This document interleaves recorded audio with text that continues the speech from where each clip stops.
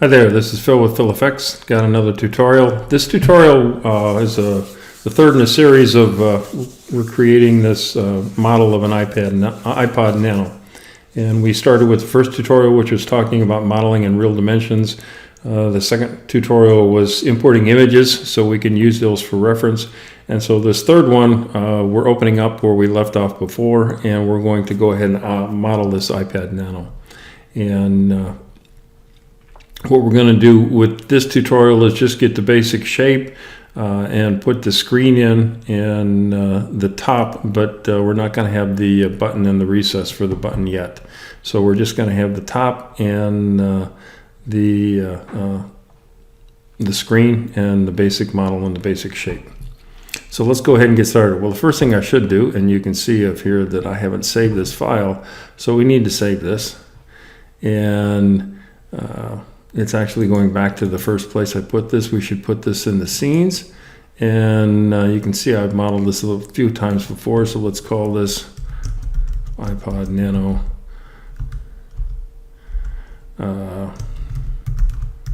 tutorial.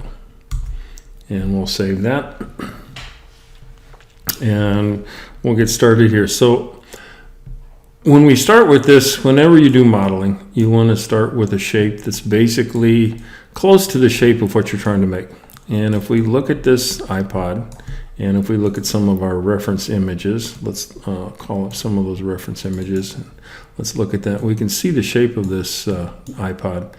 And it's oval, obviously. It's got an oval shape to it. And there's some detail here in the top where we have a recess, and you can see that recess right here, and this is a different material than the outside material. And then we're going to have to put in a slot here, something that visibly looks like a slot, and then we have this little switch that we're going to want to put in. The other thing you can see is there's a visible gap here where the screen is, and the screen is recessed in.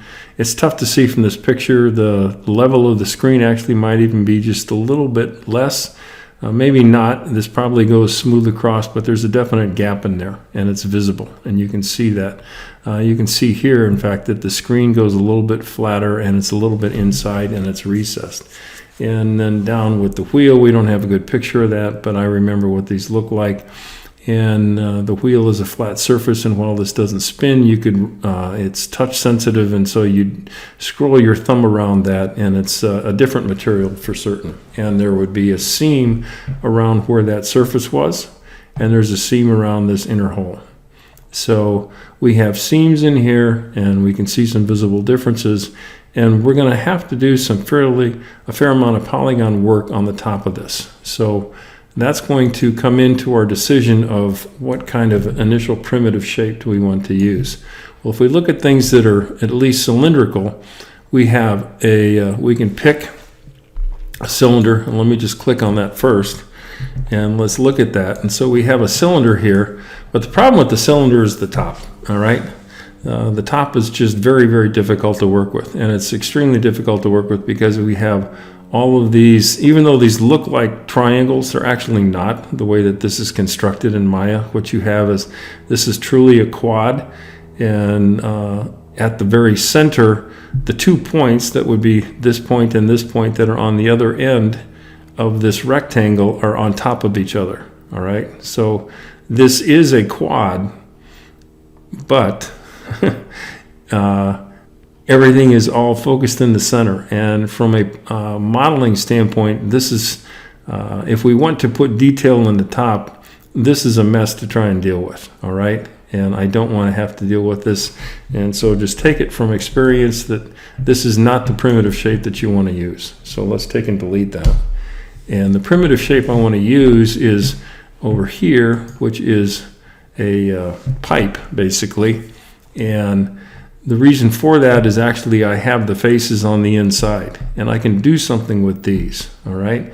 So let's go in here, and I'm going to modify this just initially, and I get the polygon pipe. And what I want to change is I want to change this thickness, because if we go in, and again, we look at my reference image here, let me call that back up again. We look at my reference image. why I'm making this pipe, if you look at this here, you can see where I'm going with this. All right, so here is my hole. And think of the hole, think of this hole is where I'm going to put this silver object, this silver face. And so my pipe really needs to be pretty thin. All right, I can thicken it up at the edges, but it needs to be fairly thin to accommodate the thinness of what this looks like right here. So we need to work with that. Let me go here, and I'm going to take that and make it 0.0. Let's try 0.05 and see what that does. And that's actually not too bad. That's a pretty good start. And so I think that's what I want to start with. And we can modify it as we go, but that's a good starting point. And then the next thing we want to do is, obviously it's not the right shape. Well, we can fix that by just going in, and if I hit scaling, I hit R, and I can go in here and I can scale this down, and I can make this, scale it wide. Now that's kind of a ballpark, and at the moment I'm using a perspective camera, so let's go at a more accurate view, and let's go look at the top view. So if I look at the top view, and I go in here, now we can see this looks pretty good. All right, it's not quite exactly what we want, but it's pretty close. So I can go in and I can scale this in a little bit tighter.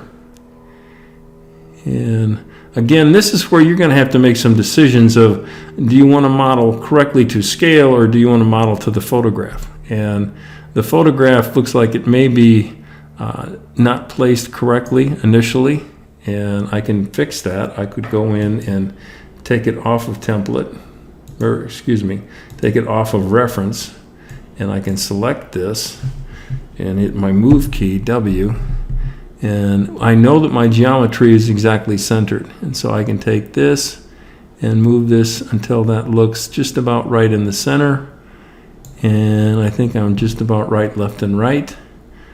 Okay, so I've taken my image and corrected it maybe so its placement is a little more exact. You can see that the center of the image is offset from the very center of the geometric center. That's okay. We're just using this for a reference. So I can go back in, put this back on reference, leave the visibility on. Now I can't select the picture. I can select my geometry, and that looks pretty good. So now what we want to do is we need to go in and fix how this lines up. All right, and we can see that the thickness is maybe at the right thickness here, and then I need to make it a little bit thicker over here around these edges, right? So we can see that, and I actually need to bring this outside edge over here just a little bit. And if I look at my reference image again, it looks like I stay the same thickness all the way around till just about this end as we hop around. So the thickness ought to be about the same until I just get right around this edge. All right. So what we want to do is we fix this by moving vertices. All right. So one of the things you want to get used to when you're modeling is working with vertices. And the way that you move vertices is you select them and you move them. And so if we go to our selection tool, and I'm going to stay in this top view right now, because what I want to be sure and do real quick, if we look at this projected view, you can see that I have this shape here, and if I go in and I say select vertex and we zoom in, I have vertices at the top and I have vertices at the bottom. All right, and when I move things around, I want to be sure when I select things at top, I select things at the bottom, and all of these things move together. If you don't, you're going to run into trouble because you selected some of these, and I'm just going to purposely do this. So you select some of those and you move them, and now you move the ones on top, but you didn't move the ones on bottom, and your geometry and your shape is going to get messed up very quickly, and it's going to cause you lots of frustration and problems, and you don't want to do that. Let me undo that. And so I'm going to go back to my top view, and I'm working in here, and I'm actually just close it. I don't need the outliner right now. And I want to go in and I want to start moving these polygons. Now, because this is symmetrical, it's symmetrical about the z-axis, which is this way. Look at here, So here's X. X is going from left to right. Z is going from top to bottom. And Y goes in and out of the screen. So I can actually select things symmetrically. So if I go over to my selection tool, and there's a couple settings on here you need to pay proper close attention to. So the first one is camera-based selection. The moment that's turned off, let me turn this on and let's see what that does. So I'm going to turn on camera-based selection and I'm going to select those two vertices right there.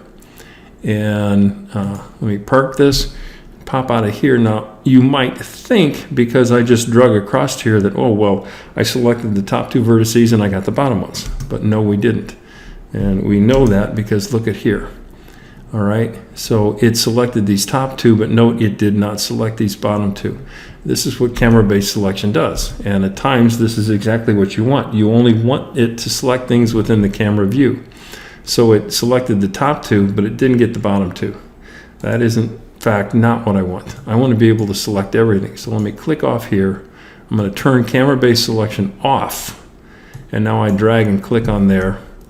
And if we go to here, now you can see I selected both the top two vertices and the bottom two. Now if I move things, all of these are going to move in unison together. The second thing is we have symmetry settings. At the moment, symmetry is turned off. What I'd like to do is if I move things over on this side to select the equal pairs, because we know this is symmetrical, of vertices over here, and have those moved at the same. So I'm going to take symmetry in my selection and I'm going to turn it on, and I want to turn it on in X, okay?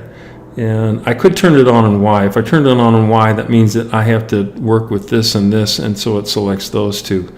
Just the way I think, for me, it's easier is I want to grab this pair because I want to work at a vertical pair at a time. I want to just have Maya automatically select and move these. That way I know that what I do on this side is going to be exactly the same as what's done here.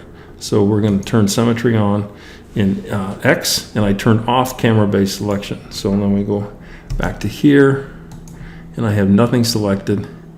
And what I want to do is first go in, and let's zoom in, okay? And I want to take these pairs, and I want to pull them apart a little bit. See how this is? This is a little bit pulled apart, and these actually could go up just a little bit. I can do that by scaling, and note when I selected these two over here were selected. So let me get my scaling tool R, and notice the scaling tool only pops up with my initial selection, which is right here. So I take this and I pull these apart, and it pushes those up just a little bit, which is what I want. And it did the same over here. These two guys are a little bit too far apart. I want to pull this in just a little bit. So I can scale that in, and I pull that in just a little bit.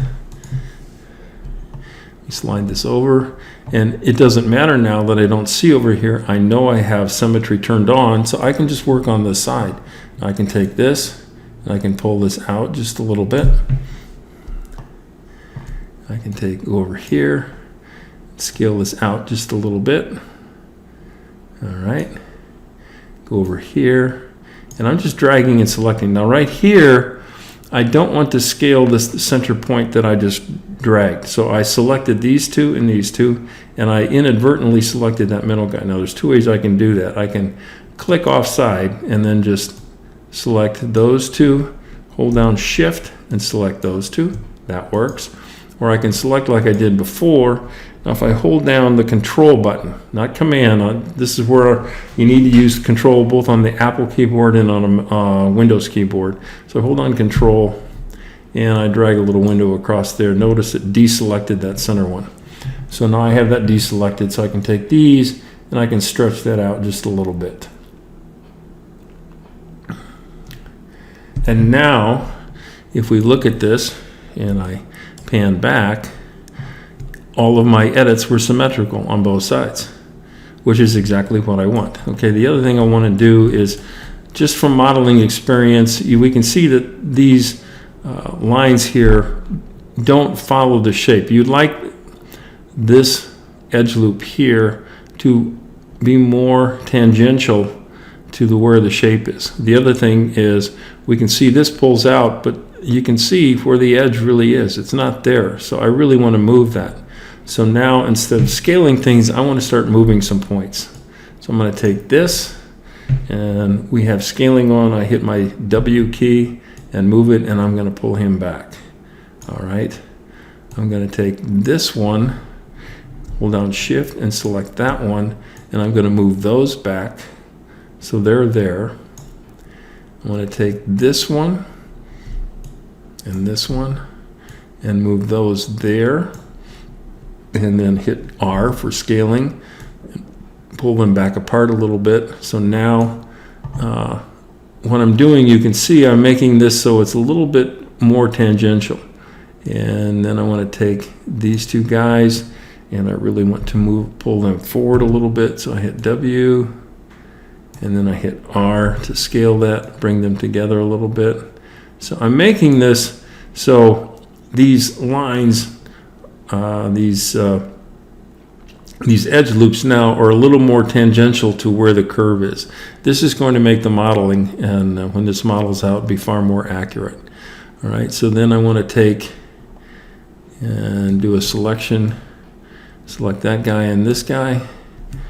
I didn't get both of them, so let me get that. I want to move that, so I'm going to pull that forward a little bit, hit R, scale that back a little bit, take this one and this one, and I hit R, pull these apart a little bit, and hit W, and move that back just a little bit. Now I go over here, I select that guy, hold down Shift key. Now again, because I have symmetry on and I'm looking from the top view and I don't have camera-based selection, I know that everything that I do on the top, I've selected these vertices on the top, the vertices on the bottom are being selected the same because symmetry is on everything I'm selecting here. Likewise, over on the other side here are also being selected, and they're being manipulated the same way. So I'm kind of doing double duty here in cleaning things up.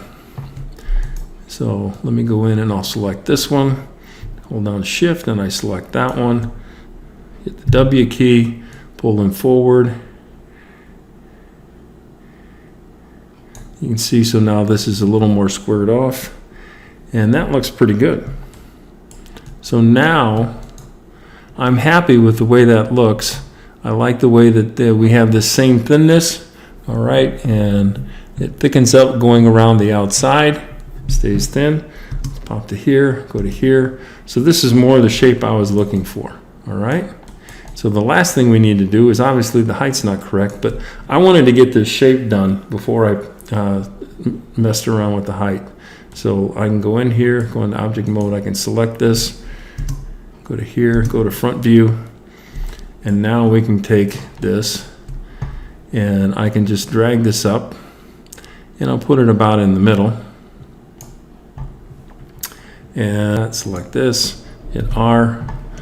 So we can change the height of this. I can go in, select this, go from my W move tool to an R to scale it, and we just scale this up.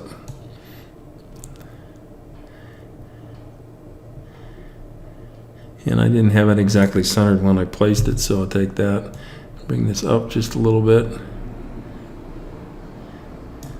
Hit R again, scale that just a little bit. Okay, so that looks pretty good. So we'll go back over to here, pan this back.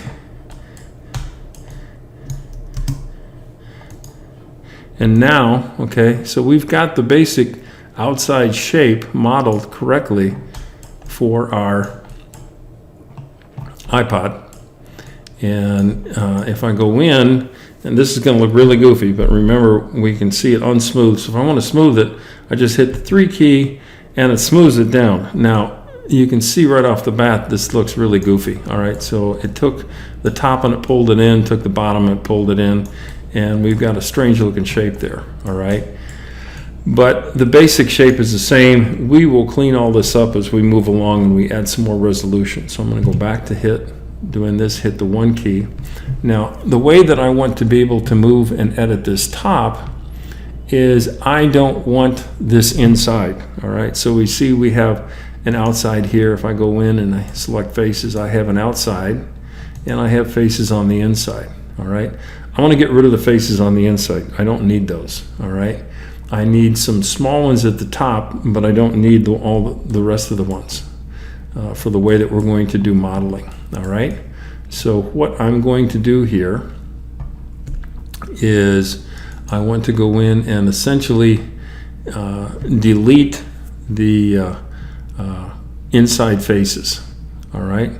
And how I'm going to do that is I want to have a small recess in here that I want to be able to work with, and then I can pull it back up to the top, all right? And I already know ahead of time how I want to model this. So the first thing I want to do is I want to put a small edge loop into this, all right?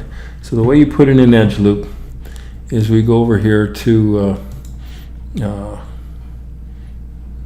Mesh Tools, and right down here, Insert Edge Loop. So we can just take the default of the tools, and I'm going to insert an edge loop, and I click here, and we can see what that's going to do. And I'm putting in an edge loop real close to the top, all right? And I want to do the same thing at the bottom, okay? And here's where maybe I want to turn the visibility off, so I can take the visibility of my this is where this is handy. I just turn my template off and click right here, and I bring that right down, and I'm just putting a very slight edge loop right there, okay, on the bottom. Now I have to drop the tool that I use to make the edge loops, because if I don't, that tool wants to keep on making edge loops. You can see my cursor is that goofy looking arrow. So I have to drop the tool. The way you drop the tool is just go up here and click on selection, and now the tool is dropped, okay? So now I have to delete some faces. So I go over here and I select, and I say I want to select faces, and I select that face. And what I can do is I select, I have symmetry, excuse me, I have, notice a grab to. I always forget this. This is something I want to pay attention to. I have symmetry turned on in my selection, remember? So if I double click, if I get the tool settings, the way you get the tool settings, I double click on selection, and I have symmetry turned on. At the moment, I have symmetry in Object X, so I actually want to turn that off. So I turn symmetry off, and I still want, now here's a case where I actually want camera-based selection. Because see, if I don't have camera-based selection, and I go in here and I click on this, well, it's not doing it. Well, yeah, let's see. If I just click and drag, okay, so I just click and drag like this. Notice what that did, all right? I clicked and dragged, and it selected all the stuff in back as well as selecting the stuff in front. Now I'm going to be doing some selections and edits where I only want this Maya to select what the camera sees. So I turn symmetry off, and actually I want to turn camera selection back on. So let me click on that, and now I click here. And here's a trick, okay? I want to select all of these shapes inside. So if I click the first one, I hold down Shift, and I double click the next one. All right, notice what it did. It just selected all of the shapes inside going around, okay? And it didn't select anything else. That's exactly what I want, because that's what I want to delete, okay? So I selected all of those faces. I hit the delete key, boom, and they're gone. All right, now what I want to do is I want to build a new face that I can work with. And typically what you want to do in Maya is you want to work with quads. All right, so these two end pieces are a bit of a problem, but what I want to do is I can make a quad if I go in and I change to edges.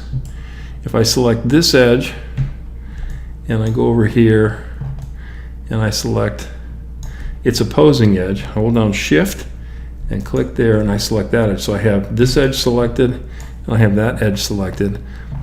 I can insert a quad, a polygon, that'll make a box out of those selected edges. The way I do that is a tool called the bridge tool. So let's go up and find out what the bridge tool does. So we go over here, and here's bridge. Let me click the option box, And let's go ahead and reset this, make sure it's reset to its default settings. The default settings are no divisions, all right?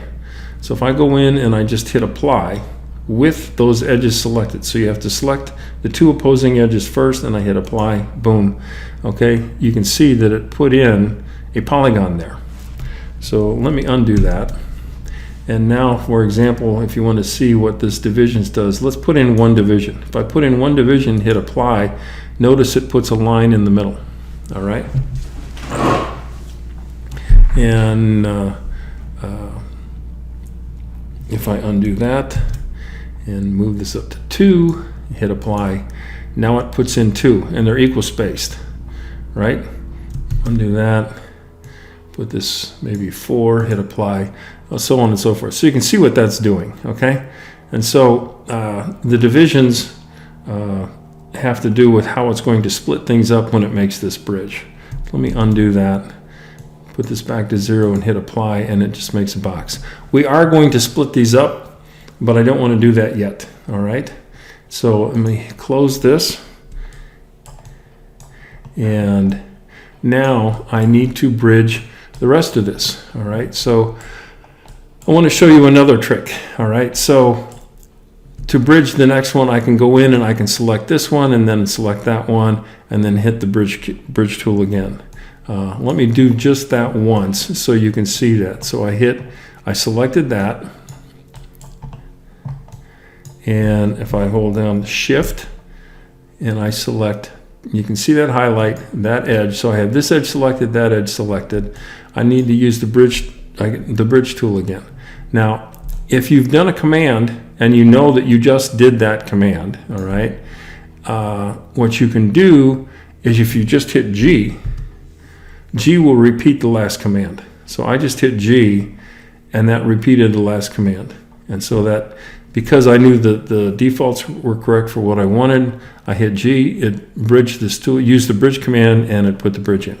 All right, so I have all of these edges that I want to bridge though, and so there's got to be a simpler way to do that, right? Well, there is. So I can go in, and there's a loop that goes all the way around here. All of these edges are connected. So if I click on this edge, you can see that it's selected, all right? So that edge is selected. Well, instead of clicking on it, I'm going to take and double click. So I double click this edge, all right? You can see this whole loop has been selected. So this edge is selected, that one selected, that one selected.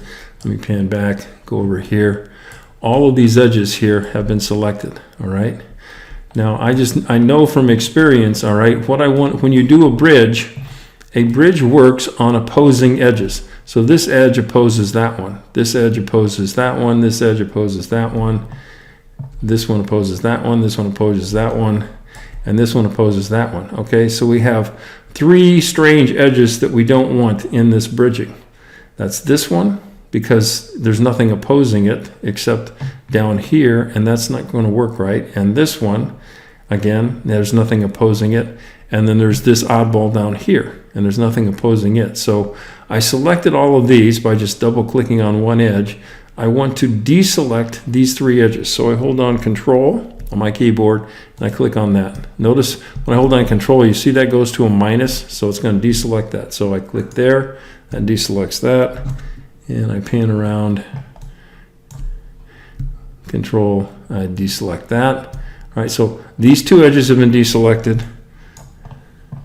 That edge has been deselected. These edges here are selected, and likewise these are here. The bridge tool was the last command I did, so I hit G key, boom. And it just automatically bridges everything, and it puts it all in there, which is exactly what I want. And so now I want to drop the tool by clicking up there. So I have a hole up here I need to fix, and I have a hole down here I need to fix. Now everything up until now has been quads. Quads meaning, again, the polygon is a 4-sided shape. It has 1, 2, 3, 4. This, you can see real quick, is not a quad. If I go in here and I select edges and I double click this, this is 3-sided. Likewise, this is 3-sided. Sometimes you end up with triangles. In this case, for what we're doing, having a triangle there isn't going to really hurt things too much. And so I'm just going to let it go. And the way we can fill this is you have to use a special command called fill hole. So we go to mesh, click on that, and right here is the command fill hole. The way you work this is you first select your edges of the hole you want to fill, and then you go up and you click fill hole, and boom, that fills the hole. Then you go over here, double click on that. The last one was fill hole, so if I just hit G, fills the hole, and that's done. All right.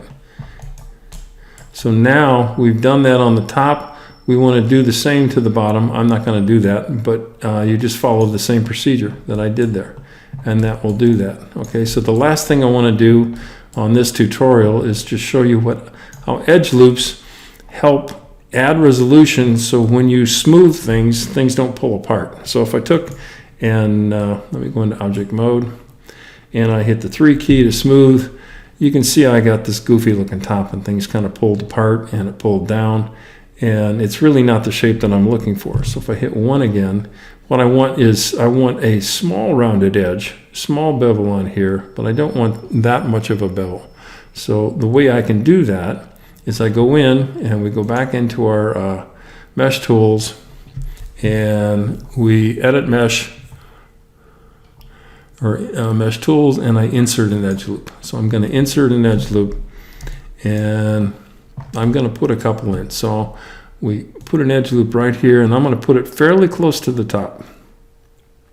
Okay, and then on the inside, actually I won't put one on the inside. We'll see what that looks like without it. So just adding that one loop, how did that change at the top? Well, if I go in here and hit 3, look what that did. All right, that smoothed it right off the bat. Okay. And so now I have a subtle kind of an edge, all right, but it smoothed that quite a bit just by adding this loop. Now you can notice the inside. Let's look at the inside, see what that does. All right, so I go in and I hit 3 key to smooth it. Okay, now that's got more of an indentation than what I want to see, all right? I'm losing some definition there. I'm also losing some definition on the top. But so let's go back to hit the 1 key. So I'm still using the insert edge loop. So if I put a loop here, and now I hit the 3 key. All right, so that's now giving me a little more definition on that top. But on the bottom, it's still pulling in too much. So I go in here and I'll put another edge loop on that bottom. And now hit the 3 key. So now I'm getting some nice definition on that. Go back to the 1. Still losing a little bit on the top, so how do we fix that? Well, let's put in an edge loop. And I can put an edge loop on the top like that, and that goes around. And now if I hit that 3 key, now I'm getting nice definition on that edge. Let's actually get this into object mode so you can see it. See that? I'm getting nice definition on that edge. I got a nice definition on that inside edge, right? And that's not what I wanted to do. So we have nice definition both on all the edges. It's not pulling down, and it looks very, very clean. Now notice I'm going to go to the bottom, and the bottom's going to look like garbage, okay? And let me turn the templates off. It's going to look like garbage because I haven't done the same thing. All right, so this is what that looks like without the edges added in. So let's go into object mode. You can see that, okay? See how it pulls the sides in? Let me drop that tool. You can see the sides are pulled in, right? The top is a bit of a mess. I haven't closed the bottom off yet, all right? But if we go up to the top, and I hit the 3 key, well, the 3 key is hit rather for smoothing, we can see that looks really, really good. And that comes out really nice.